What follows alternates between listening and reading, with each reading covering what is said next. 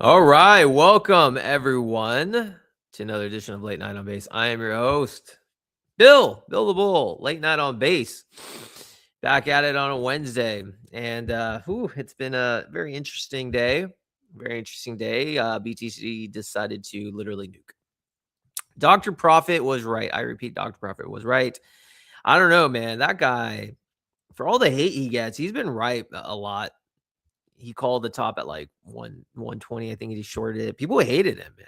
But he's literally been spot on.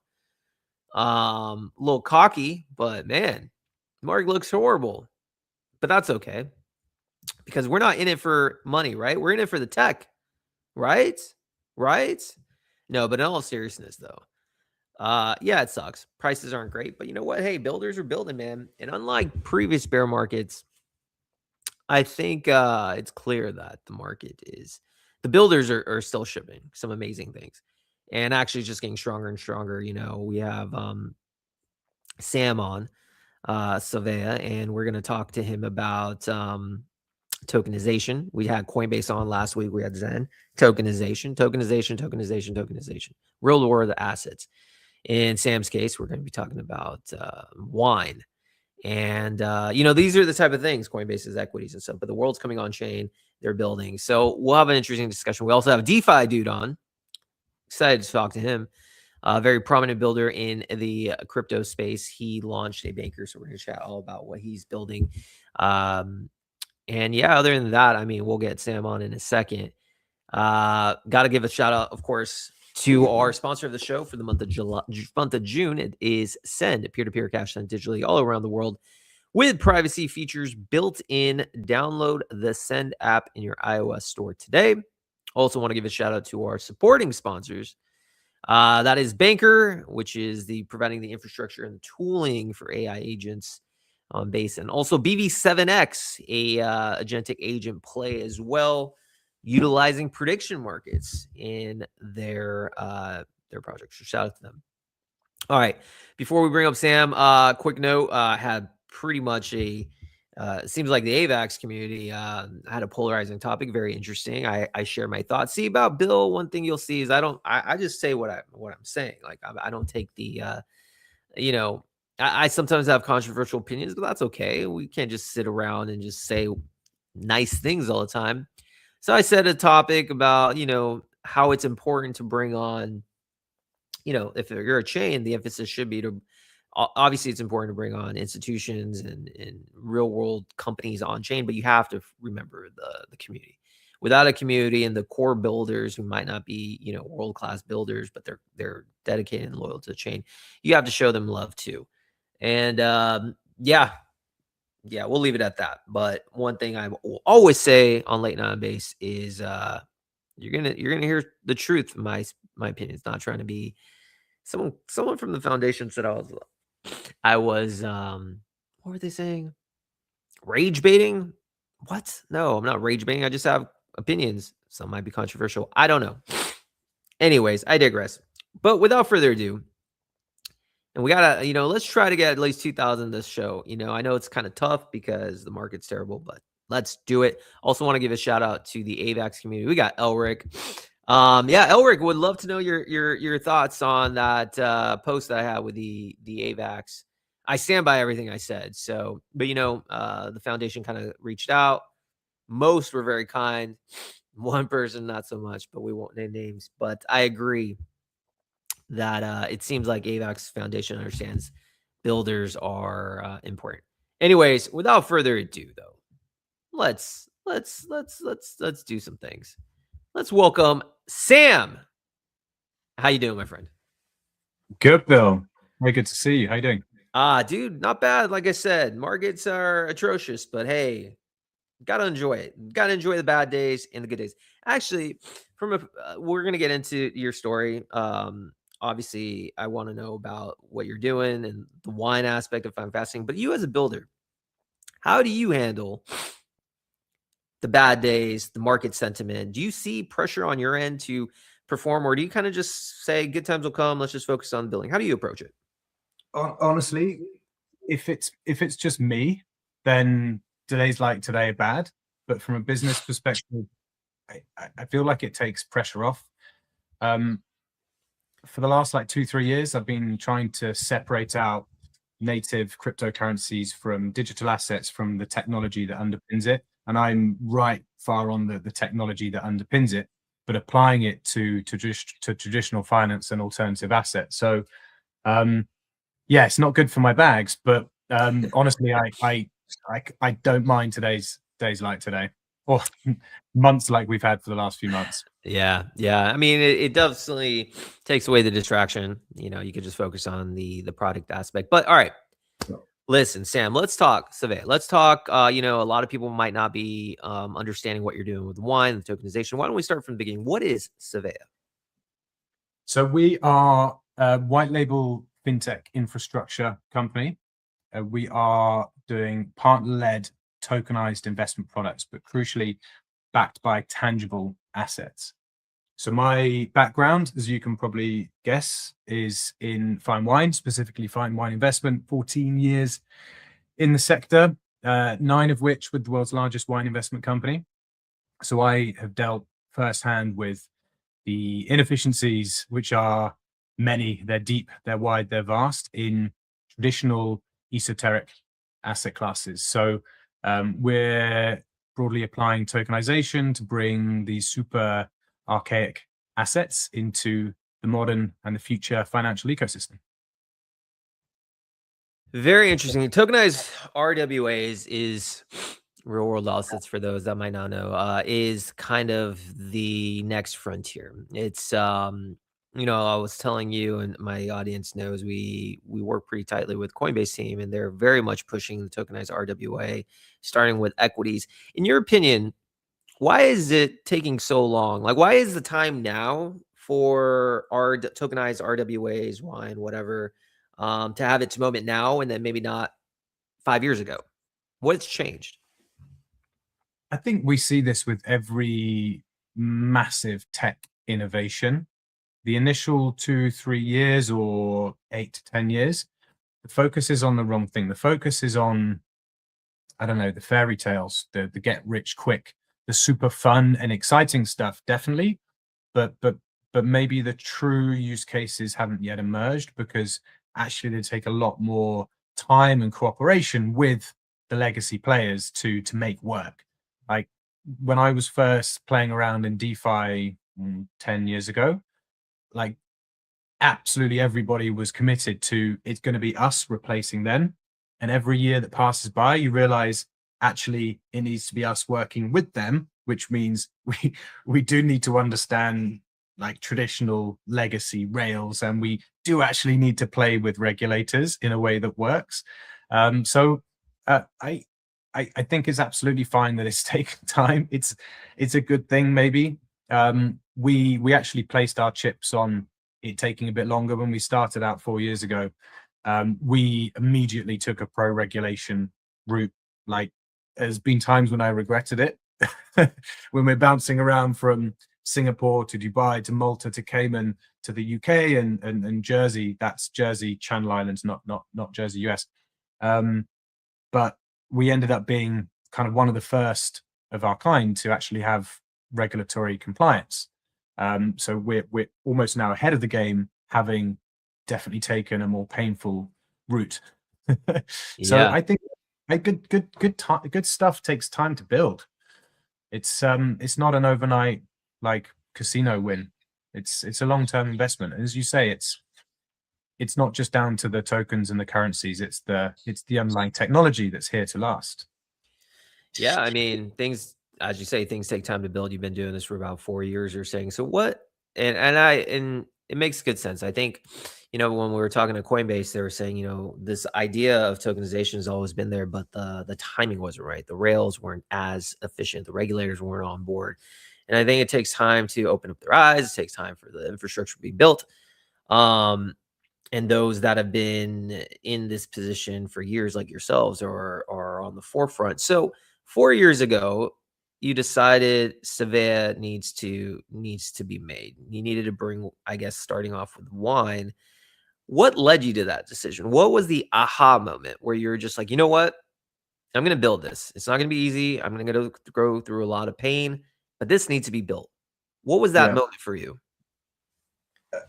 So when I left the company I was working for, Which I've moved from London to Singapore to set up the Southeast Asia office for, we had about $350 million of AUM, which is nothing compared to like most token projects and chains and wealth managers and private banks. But for a single asset manager, just fine wine, 350 million was pretty big. We dealt primarily with high net worths, mass affluent, family offices, private banks. But the models for investing in something like fine wine today, or art, or whiskey, or classic cars, or watches, pick your poison, are so inefficient. Like they're gated really by design. Like they're intended for the top 0.01%, and the top 0.01% kind of want to keep it that way because it keeps it exclusive. So we're talking like super high minimum investment levels, really inefficient structures, expensive, low liquidity, no regulation. They're designed for, a financial world of 40, 50 years ago, certainly not 2026 and absolutely not 2036. So alongside working in wine, I got involved in crypto, about 10, 11 years ago, speculating, trading, long when I should have short when I should have long, leveraging when I just should never leverage. I still haven't learned, and going deep into every rabbit hole I could possibly find. And with every kind of hype cycle, whether it's the ICOs, whether it's the digital art NFTs, and I specifically say digital NFTs because NFTs are an important part of our stack, and obviously we're not tradable art, and meme coins. Every single one of those showed me something new, which was like fundraising without corporate service providers or without expensive middlemen, from almost anonymously worldwide efficiently. It showed us how you can trade fungible assets or non-fungible assets peer-to-peer for like a fraction of a dollar, immediately around the world, and trade it again and again and again, and kind of include everyone in it, right down to the youngest and youngest degen with $50-$100 to spend. And meme coins, how financial rails can handle billions of dollars of transaction really, really efficiently, again, without middlemen. So every single one of those I saw, you're piecing together this like, well, if you take like a version of a non-fungible token and you take a version of ERC20 and you take a little dabble of liquidity pools and a sprinkling of this, actually you can rebuild how these esoteric markets are currently traded. And it's not going to be that hard. The hard thing is we are from completely different ends of the spectrum. Like in the UK in particular, if you take your average fine wine or whiskey or car investor, you can like have a pretty good idea of what they look like. They're male, pale, and stale. Those are all white men. I appreciate I classify for two of those. I'm not yet old, but it's a super, super, super like stuck in its ways marketplace. So trying to bring in tokenization, on-chain transacting, and on-ramping, and what are these stable coins, is a big challenge. That's the hardest thing. Like we built the product quickly, we got regulated relatively quickly. Now the job is not educating the end users on the technology and just ensuring the customer service, the UI is bang on to the point where they don't know, they don't care what's making it work. It's just a better investment. They pay less for it. And it's been really easy to swap over from whatever they were doing. So to answer your question more precisely, the aha moment was when I met my co-founder and cornerstone investor. Lee is a serial tech entrepreneur, a lot of fintech, but tech broadly. When we met, he was going through the sale of one of his payments companies called Paydi, which was a Japanese payments company, which he exited to PayPal for $2.74 billion in 2021. That was when we got to meet, and we sat down, we had a couple of lunches, and within 10 minutes of ordering our first glass of wine, we went through all the inefficiencies in wine and in the wine market. And like, all of this stems from the fact that we're dealing in a physical asset with multiple old school ledgers, seriously old school processes and systems. And in fact, if we can take a massive leap forward by securely digitizing not the ownership of the physical assets, but the rights to the physical asset, that's so important. And I'm amazed at how many people seem to get that wrong, in my opinion. If we can digitize the rights to the assets in the form of an NFT, or at least a version of an NFT, oh my God, all of a sudden we're playing in the world of ICOs and NFTs and meme coins and stable coin transactions.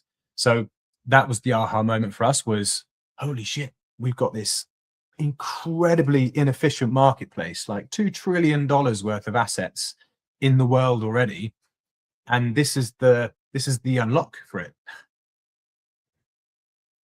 I think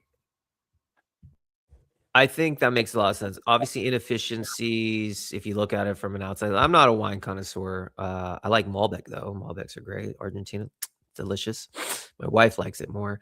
But if you look at it, it reminds me just like, that's why tokenization, real RWA, it's prime for growth in this next sector, because everything is antiquated. The old guard, for real estate, for instance, they started doing real world assets backed by real estate. Makes sense.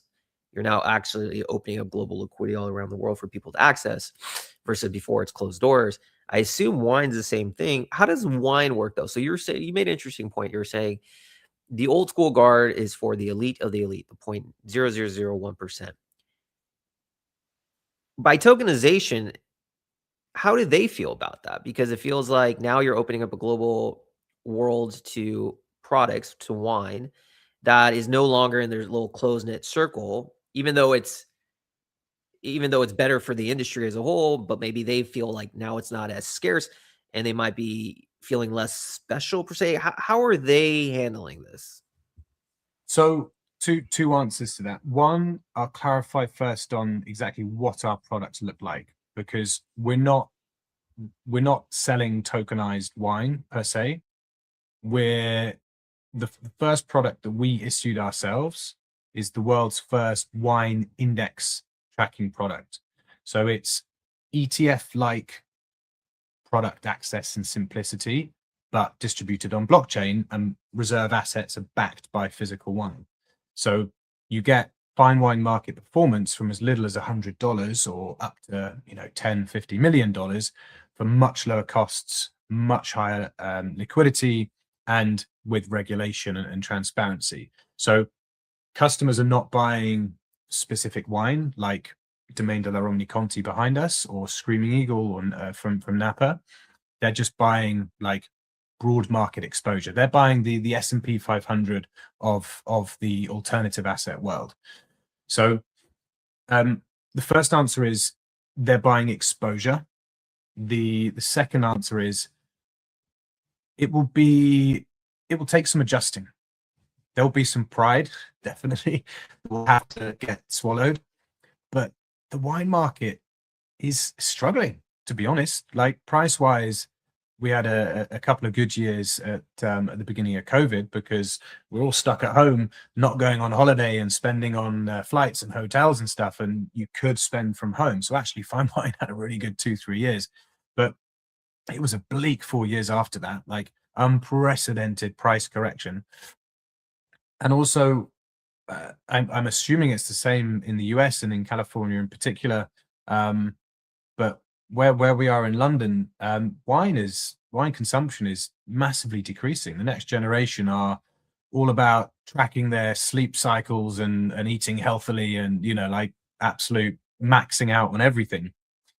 So fine wine, socializing with a pint at the pub, it's not really how things are done now. So there will come a time, whether it's now or in a year or 5 years, where the old guard will realize they have to find a way to tap into the next generation. And I'm not completely convinced this is the way in. It's not the direct way in, because we're not selling Lafite or Brion or Krug champagne. But if you give them the economic exposure first, it will lead into an interest into the underlying asset. I'm so convinced of it. My oldest nephew's 24, 25. Age 17, they were trading crypto. They weren't investing in Apple or Google. They were buying Solana, Sui, and Bitcoin. And their user experience is what they get in that ecosystem. It's what they get on their crypto apps, Coinbase, Binance, wherever it may be. But because he was exposed to that world from age 17, 18, he was kind of coming across similar profiles in social media, on TikTok, on Instagram. And age 18, 19, he was like super into luxury watches. He was like, buying 3, 4, 5 grand watches because that was sort of the lifestyle that he'd been introduced to through crypto trading. So I think we have to be smart about how we deal with the next generation. We have to target them in the way they want to be targeted. Yeah, I think you hit the nail on the head. You have to target the generation that is now going to make up, the next couple decades. Everyone grew up with a computer. Everyone grew up with internet access, digital trading all around the world. You make an interesting point that, yeah, from the trends that I've noticed, like I'm in my 40s, so I'm not the younger generation, but you see that they aren't drinking as much. They are just into more health, fitness. You see a lot of alcohol brands, clubs, they're kind of concerned. So I think from an investment point of view, you kind of have to, the old way is kind of different. You have to go with the times, as you can say. So that is interesting. And I actually didn't realize, though, see, I learned something new. I didn't realize wine is its own asset class. I didn't know, like in years back, people buy wine exposure for price appreciation. Has that always been the case? Like, has that been typically a good? Yeah, I mean, the first trace of wine being treated as a commodity is 5,000-6,000 years ago. Wow. It's been a part of certainly slightly old school portfolios for easy 50, 60, 70 years. Like, that's one of the reasons why Bordeaux on the west coast of France is so prominent and so high quality, is because it was a port with easiest access to the UK, which at the time was still king of the seas. I'm not sure what we're still king of now. That we were shipping the wines overseas, and tons of money was coming in, and inland wine regions just didn't have the same economic boost. So yeah, we've been treating wine as a as a fully investable asset for decades. If you look at it over 25 years, you get a pretty solid 6 to 10% per annum. Stable, although stability comes closely tied with illiquidity. Sure. But it's a decent diversifier, and it's fun. Yeah. Investing in these markets, you should hope that you're going to some lunches and dinners and tastings and maybe some vineyard visits. I was in Bordeaux last weekend. If you're not familiar with Bordeaux, Google images it. It's beautiful. It's yeah, I mean, you don't get that by investing in T-bills. You don't, but you do get a good return on it. So now let's talk about Savea and how you start off with the wine, and now you're creating the infrastructure for others to build on top of it, to utilize it. So, what exactly are you offering others, and what kind of success stories have you seen so far? We're bless you. We're working on our first couple of partnerships at the moment because we had our proof of concept by launching our own index last year, and that was really a showcase for what the tech stack does. So working on the first couple of partnerships. One will be another wine investment company that will run an alpha strategy, so like an actively managed alpha type ETF. And then we're speaking to a couple of whiskey platforms and a couple of art platforms, one of whom is one of the largest wine auction houses in the world. And some of these will be slightly smaller scale, but I love the idea. And I've had a couple of conversations that could lead to it of speaking to one of the biggest galleries, like think Tate type. For anyone that's visited London, you'll be familiar with the Tate, which is effectively a charity. They rely on donations and sponsorship, and some galleries rely on tickets.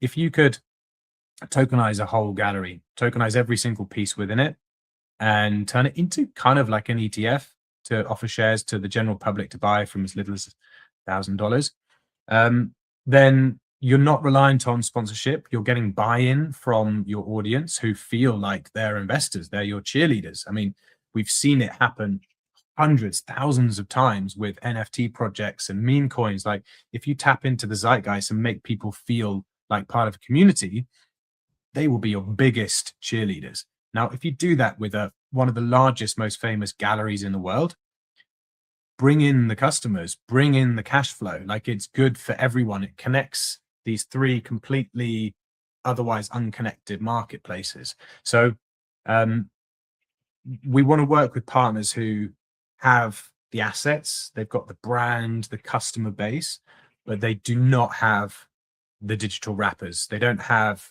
apps built on smart contracts. They don't have the financial rails. They don't have the regulated compliance, the KYC, the AML, the boring stuff.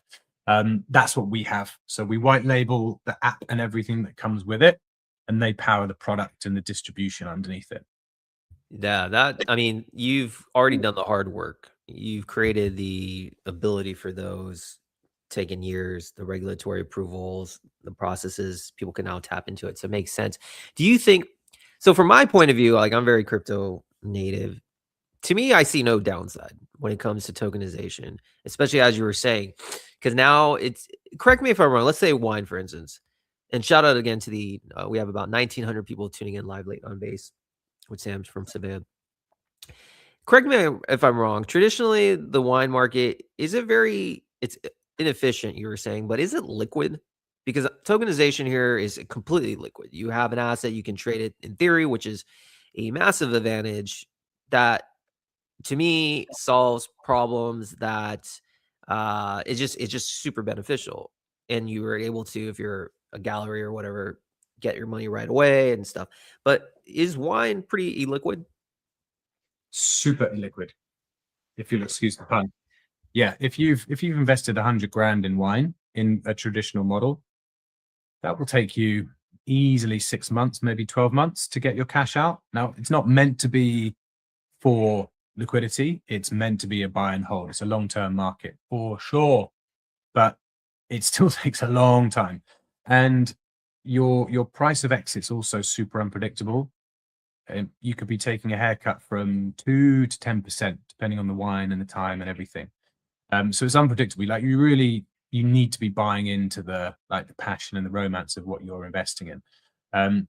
By putting the structure on chain into an ETF like product, you remove the necessity to actually sell the physical underlying asset into just having to sell the digital exposure, which is so much easier. Like trying to find a buyer for 100 unique wines means finding 100 unique sellers, 100 unique sales transactions going through, probably 2 or 3 people involved on either side. It's insane. This way, smart contract, redeem, sell, bam, done. No humans involved, no invoices, no receipts.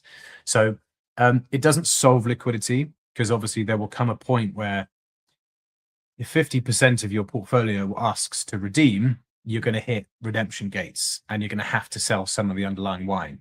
But as long as you set the rules early, like, so with our index, for example, we allow 25% redemption per month. So it means at least today you get 25% immediately. In 30 days time, another 25%, another 25. So it makes it quicker, but it makes it much more predictable. And if the market was super good, then, you know, we could trim that and say, look, we'll do 100% within 60 days. But we have to manage that quite carefully. So it's about an improvement in liquidity, not a total solving of it. Yeah, it makes sense. But I also think, like I said, it gives opportunity. I think that's a huge thing. It gives people opportunity for around the world to access these things. That's what I love about tokenization, real world assets. Because, man, let's just say me, for example, I have no connections in the wine industry, literally none. And I'm sure I'm not the only one. Many people do. But now after talking to you and seeing what you're doing, if you have the infra using crypto, using blockchain, allowing people to participate in this fund, you now have people that can access it if they want to. Before, I would literally have no idea. Millions of people would not.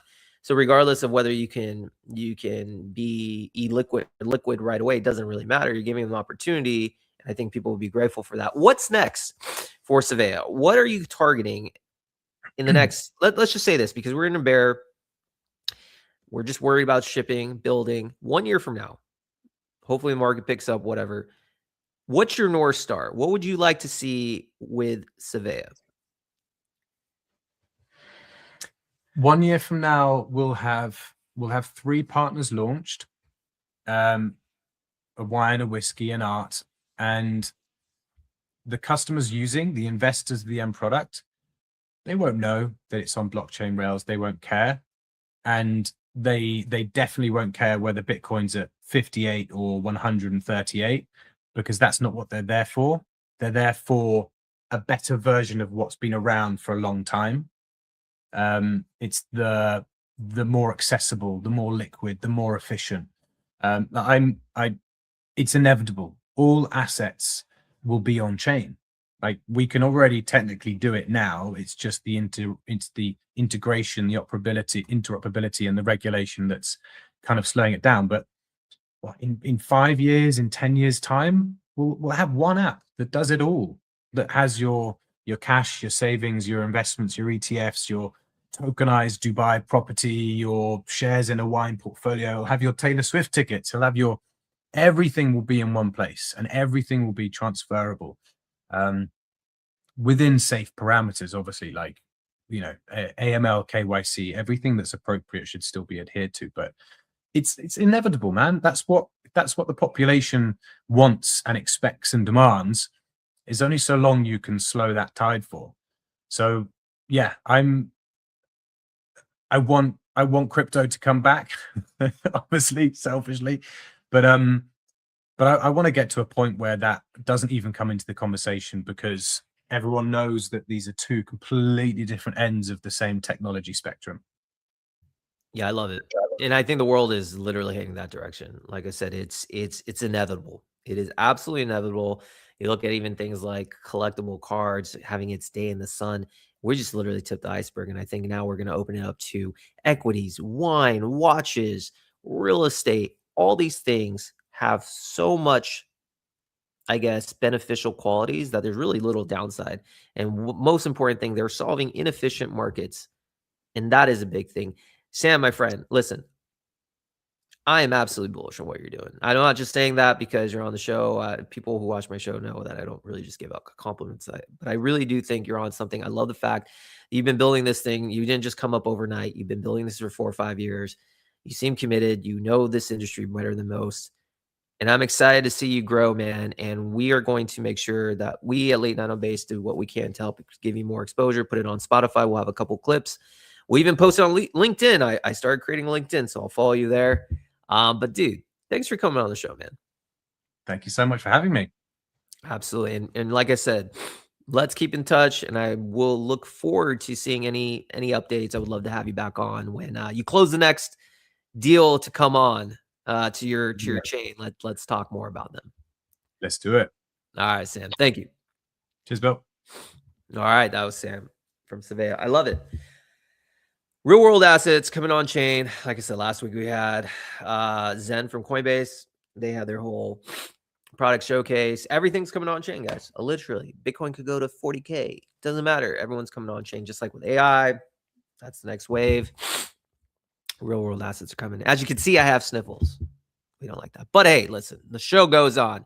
We're going to bring up DeFi Dude in a second. But before that, we have a word from our sponsor, Send. Got to play video.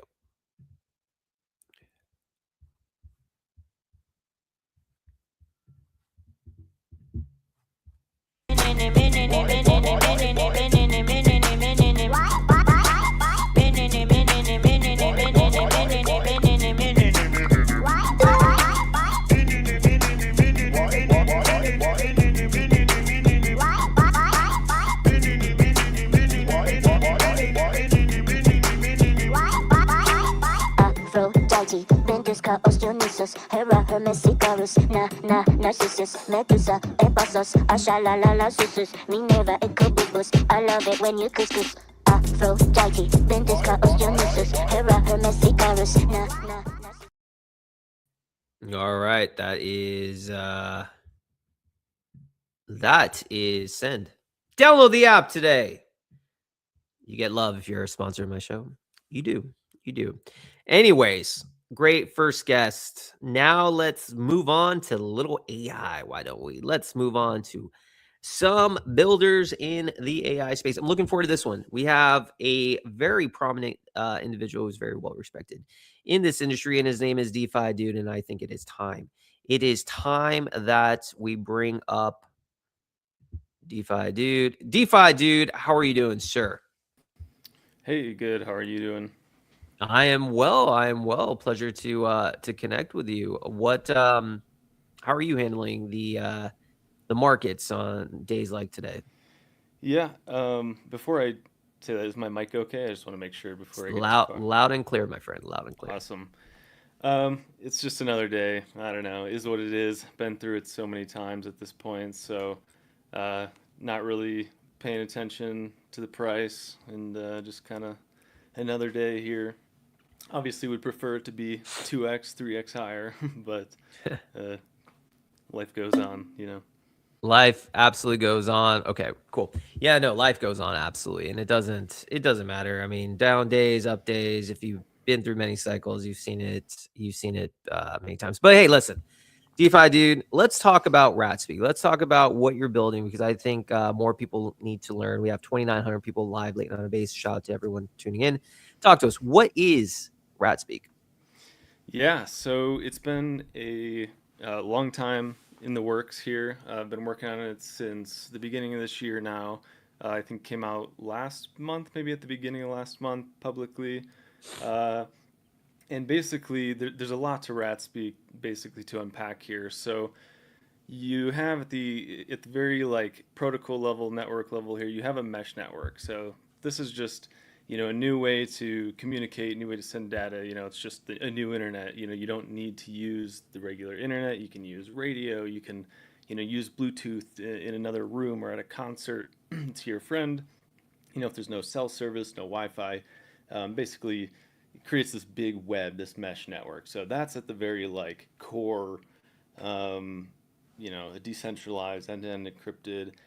And yeah, so we've been really working on that for many months now, getting the protocol stable.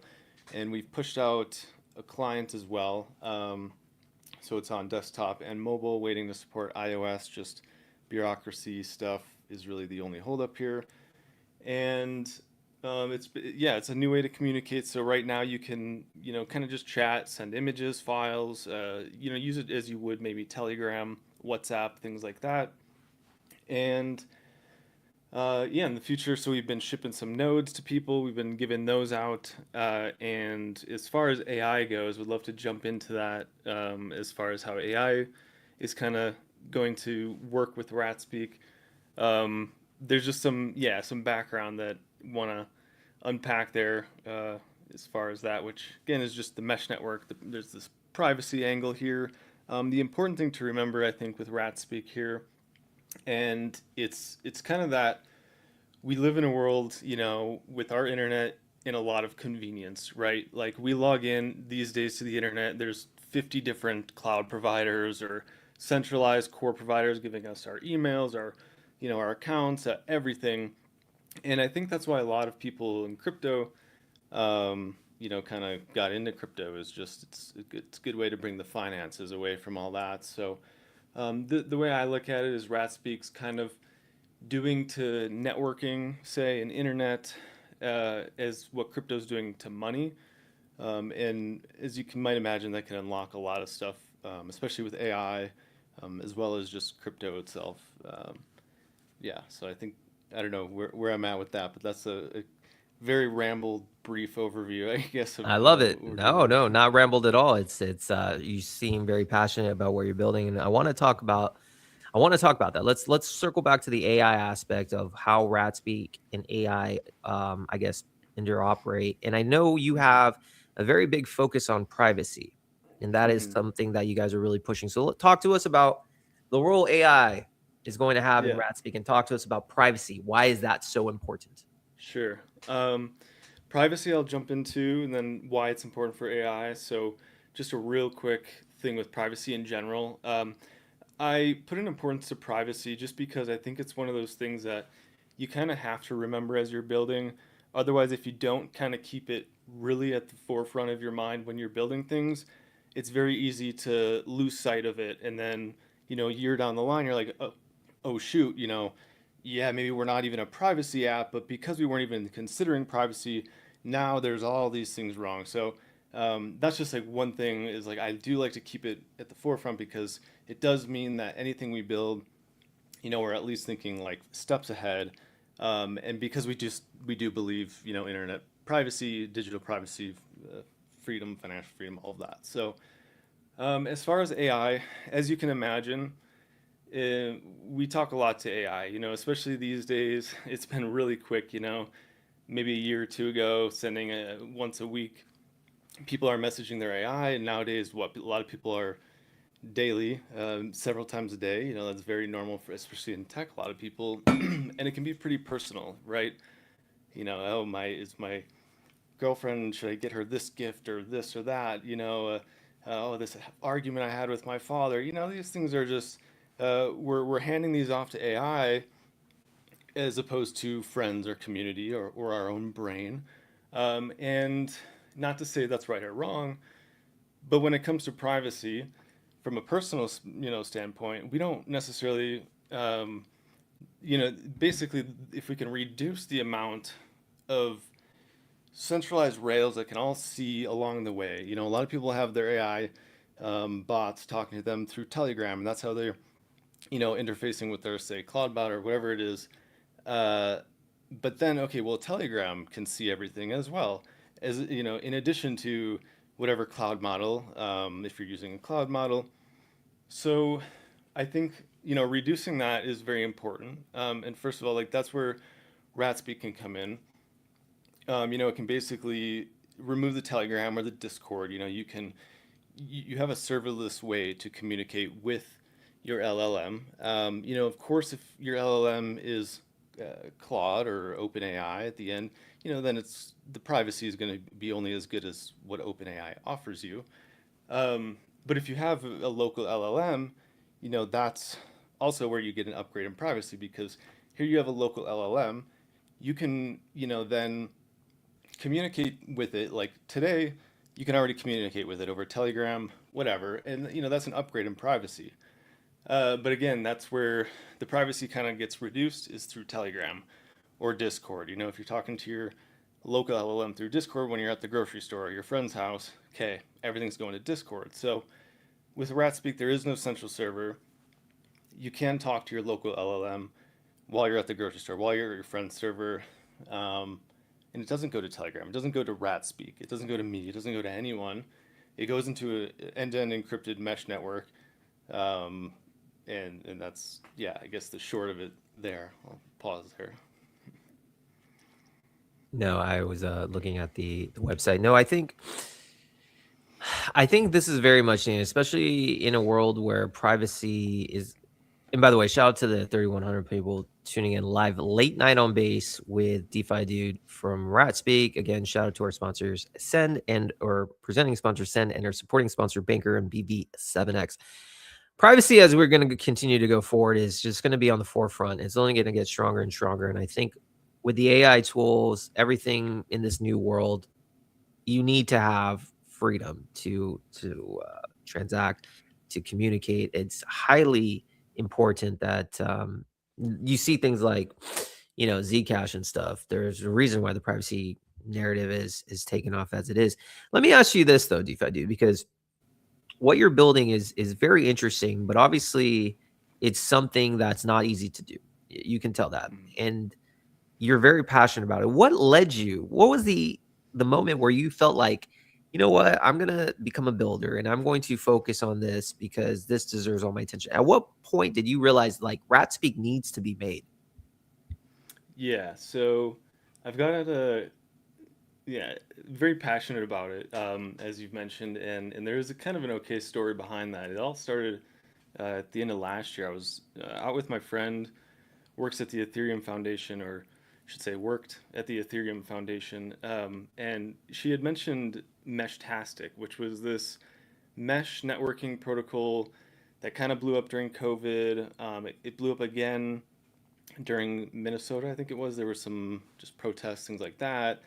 Different reasons both times. One was boredom, one was like privacy and things like that. So she had brought it up. I had never heard of it. Of course, I had heard of mesh networks before, but I'd always been like, they're missing something. There's something in the technology side or in how they're doing this. It's never going to work. It's kind of a grift. It's not going to actually be a real long-term possible solution. And so I just kind of forgot about them for many, many years. And then, like I said, she brought up Meshtastic. I was interested. I got this little handheld device, and if you don't know what Meshtastic is, it's another mesh network, way less. It's a very dumbed down protocol. It's just radio. It's not, well, I won't get into all of it, but basically, I thought it was like neat, but it had a lot of limitations.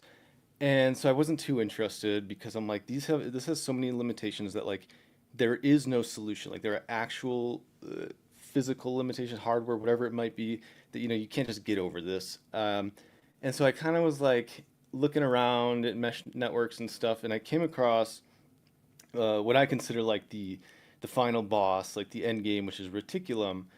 And more interestingly, at least for crypto people, I came across the author of Reticulum. So Reticulum is a mesh networking stack. It's what RatSpeak's built off of, or I guess a Rust implementation of Reticulum, I should say. And what it is it's basically a mesh network that is transport agnostic. So it's not just radio. Like a lot of people might open up RatSpeak on Twitter or something and see what we post because it's fun for us, these radio devices, and think that they need these radios to ever use this. And that's totally not true. You can use just your phone. We have an Android app. You can use just your computer to get into the mesh network. So anyway, going back to Reticulum, it's just, we discovered this. I was immediately like, it clicked. I'm like, okay. I began trying to see where's these limitations that I'd always found with mesh networks. I didn't find any. And so that's when I came across the author's post where he's been working on this for years, and he wrote this thing. I call it his like Satoshi moment when it's asked of me, and I say it's this Satoshi moment not because he like disappeared necessarily, but because he wrote this open source implementation, and ultimately in his post he was like, guys, you're harassing me with all these PRs, these issues, this community. I'm just like this engineer. I worked at telecoms and this. It's been years. This is open source. You know what to do. I'm done. Take it. It's free. It's in the community. Like, you know what to do. Like, obviously he worded it a lot more elegantly than that, but it really was the moment of like, hey, it's time. Take it from here. And so knowing open source, that's what kind of like sparked it. And as far as becoming a builder and wanting to get into all this, I've been into crypto for almost 10 years now. I had worked at Kyber Network, Aave, some other startups, recently Builda. Ever since a kid, I've been into gaming, MMOs, and I had always had this like entrepreneur interest or spirit, I guess, for some reason. Always this need to like want to make stuff and build. So I guess that's just like was a natural part of me. But for the longest time, I was kind of in limbo. I didn't know what, like crypto was what originally set that spark off. And it's not that that spark was gone, but I had felt like a lot of what was explorable in crypto had kind of seen, maybe not seen its thing, but like I knew I needed to like explore new frontiers to get that interest. And so that's kind of where I found this. And it was off to the races, I guess, of like, where does this fall through? Where are the failures in this? And I just couldn't find any. So I just continued, like, for months and months was, yeah, just set on like implementing this in Rust so that um, it can then be put into, microcontrollers. We've got in all sorts of handhelds, different apps. For clients and stuff. And yeah, there's just a lot to solve, I guess. In terms of AI and crypto, like those are two total like separate verticals that I would love to explore with RatSpeak, just because of like the nature of cryptography with RatSpeak.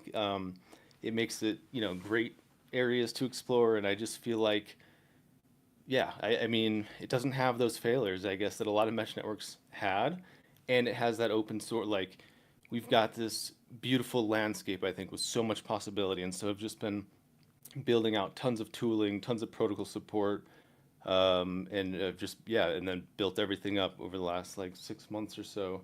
Um, yeah, it's been really fun, I guess. The journey of building is a beautiful thing. I have that entrepreneur spirit. I can relate to that. We entrepreneurs, I'm doing this media show. This is my full-time thing. You're building the last 10 years, or you've been in, crypto for 10 years. Entrepreneurs, I wouldn't change it for the world, though. I think it's fun to explore the passions. Okay, so you've been building this for 6 months. Talk to me about Banker, the good, the bad, because one of the things that most people know, but many people, if you're new to crypto, or Banker allows I guess the infrastructure for people to have their own tokens, agents have their own tokens, developers have their own tokens, way of securing funding. How has your experience been with Banker? How has it been in the sense of, do you see the token being able to attract more of a community than if you did not have it? Tell me about your overall experience with the token as a project lead. Yeah, so definitely can dive into the good and the bad for that. More good than bad. But so very brief background was just, I've been building RatSpeak, been in crypto. I knew that I could explore crypto related stuff in the future, but just wasn't there. And then I shared it on my Twitter, just RatSpeak in general. A token was created, as it goes on Banker, and kind of the rest is history for adopting that. So I guess the good there in terms of, community engagement and stuff, it is useful, like very useful, I'll say, when like you're trying to build a mesh network. Um, this is a network that the more people that are just running this client, which, is not like running an Ethereum node or some kind of blockchain node. This can be run on, a tiny, tiny little chip or like a 2008 laptop, it's a small program. It just grows the network. So it's not to say like, oh, we only need these people, or, people who are engineers or people who are interested in network. It doesn't matter, it's just anyone running this grows the network. So in terms of like, just community wise, it's great. Like, it's not to say we were struggling for users and Banker was like this, like, answer to our prayers.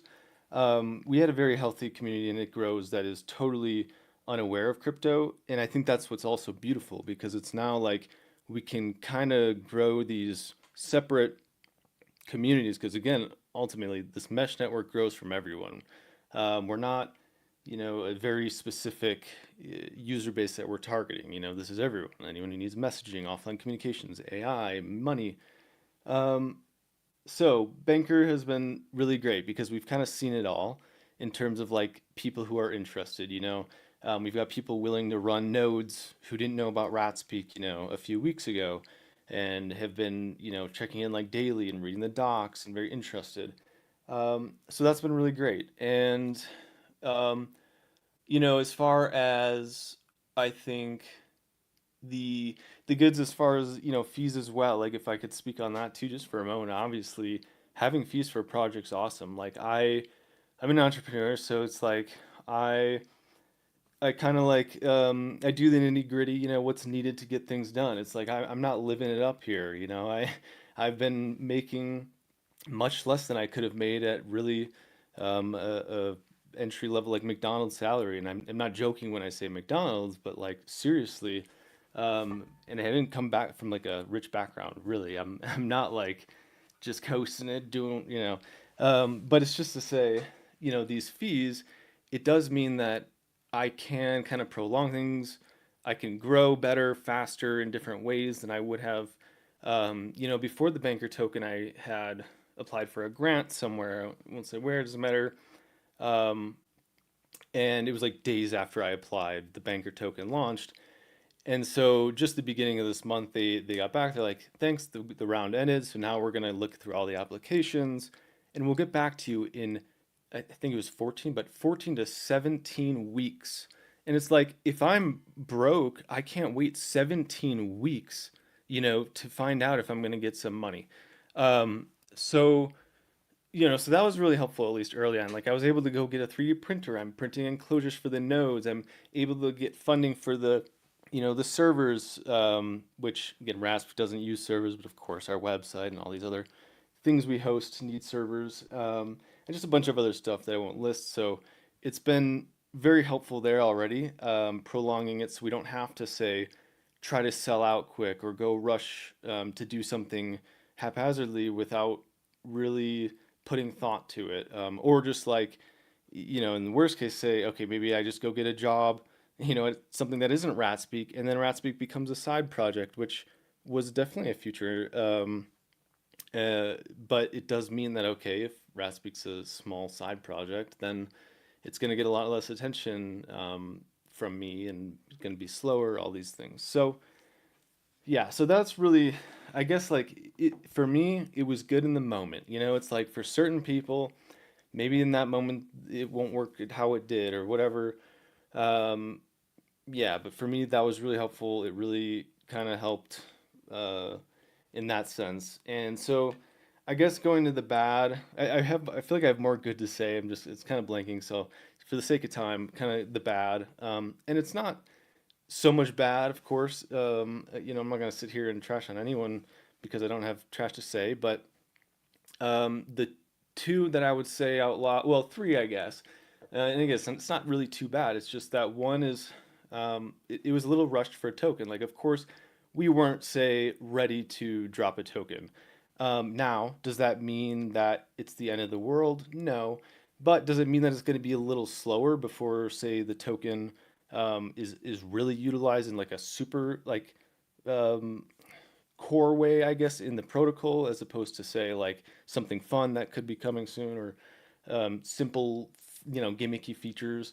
Um, you know, it's like it's things like that. It's like we're not going to just rush it in for the sake of rushing it in, but we know the value of you know what a token could have in rat speak. So it's not that bad because like you know it's just I don't know we didn't time it and but here we are. So there's that. The other thing is like obviously there's this rush of users who are interested in trading only, and they maybe don't care so much about the product itself, which is just a time management thing. You know, getting DMs and stuff and all these things that I can't put my time towards. And so it's a matter of like, do I just leave these people, ignored, which isn't the best, or do I, what do I do because I'm getting a flood of DMs and I try my best to really respond to people, but sometimes it's things that I'm like, it's not too logical in terms of like I would have to help them in a way that is like, and again I don't mind helping. I'm not trying to sound like a bad guy here, but it's just it's complex to say I would be wasting a lot of time responding to a lot of these DMs, and those DMs were not flooding in before bankers. So I guess that's another thing. You just got to be hardy, I guess. And almost 10 years in crypto, like I'm used to it. It's fine, but it's definitely something, it's on the mind. Mm. Yeah, I think what you're saying is spot on. I think you have to have the thick skin, I guess, as a dev, because one good thing about Base is the people who invest in these projects typically are pretty understanding, and they typically allow devs to dev and have a long-term horizon versus some other chains. But you still have some people who are gonna, be frivolous and like, dev, when are you gonna do marketing and stuff? So you, as a founder, you need to kind of either let that slide, just not let it affect you, because the most important thing is to have your energy focused on building. And I think that is the only thing that matters in your approach. As long as you're honest, hardworking, and you're doing your best, prices will follow. People can come in and out, but you can't control price, but you can control your work ethic. So I think those are really good ideas. And I do actually agree that, having a token launched for you by someone else. And I think Banker has changed that, where not anyone could just do that, or maybe it's changed, but really should be in a sense of allowing you to launch when you launch and not have the community kind of push it. But listen, DeFi dude, we're over the hour. We have 3,100 plus people tuning in. Any last words you have, my friend, for the community? I honestly don't. I just want to, stay based, I guess, and stay curious, I guess. That's the biggest thing in crypto and just new frontier tech, AI. Stay curious. Keep trying the tools, keep using stuff. Yeah.